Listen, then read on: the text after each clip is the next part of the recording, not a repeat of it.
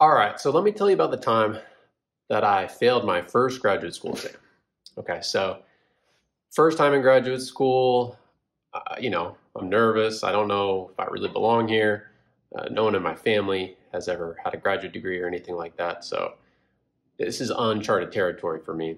And I go to my first graduate level math course and I go in, I think I'm prepared. I've studied probably for 7 hours or so, which is a pretty good amount of time. Not insane, but I thought that was enough. And I thought I had studied enough for this exam. So I go and take it, felt okay about the exam. There was definitely a couple things I didn't know. There's only like 4 or 5 questions. They were really long. Anyway, week later, get the exam back. I have a 47 on the exam. Not too good for your first. That's a failing grade. I'd failed my first graduate level grade. And see, the thing is, it actually gets worse because that was with the curve, okay? So there were some people in the class that got, I think 118 was the highest score. So even with the curve, I had a failing grade. Not good. Now the question is, how was I gonna pass this course? I have a really terrible grade to start out with. The first grade, there's only gonna be 4 exam grades. So I have to somehow pass this class. So what do? Well, I start waking up at 4 a.m. every morning during the week to study and do my homework and make sure that I know everything that I can in order to pass this class. Now, I'm going to tell you something. This instructor was known throughout the college to be hard. Everyone knew that this particular instructor that I was taking was an absolute terrible instructor.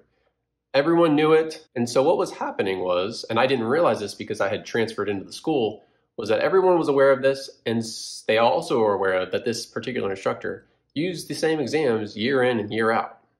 So what I didn't know, but what I found out years later, was that everyone in that class, okay, half of the class at least, had the exam before the test. So one of the reasons there were so many people doing well on the test was that they actually already had all the questions on the exam. So I didn't realize this. And for a long time, I was just like, man, I just don't think I belong here.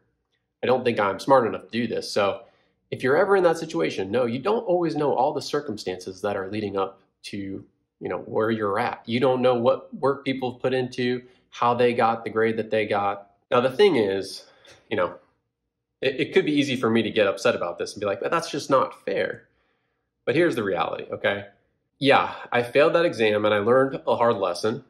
That I wasn't prepared for that exam, for that particular instructor. He was not a good instructor. He asked questions that were not even part of, they weren't even part of what we were studying. But it doesn't matter. I had to get through it. So I worked hard. And by doing that, I was able to rewire my brain and how that I think, right? So I'm waking up every morning early, working hard, starting out the day with 3 hours of math and engineering homework.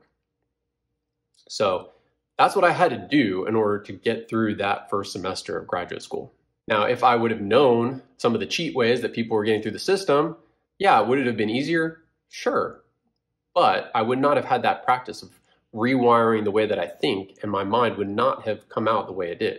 So I don't really regret that, because the hard reality is you can't cheat the hard work of learning with your mind. You cannot cheat that. There's no shortcut. You have to do hard work to train your mind how to focus and how to think, and how to think in a logical, mathematical way. The other reality is integrity is either something you have or it's something you don't.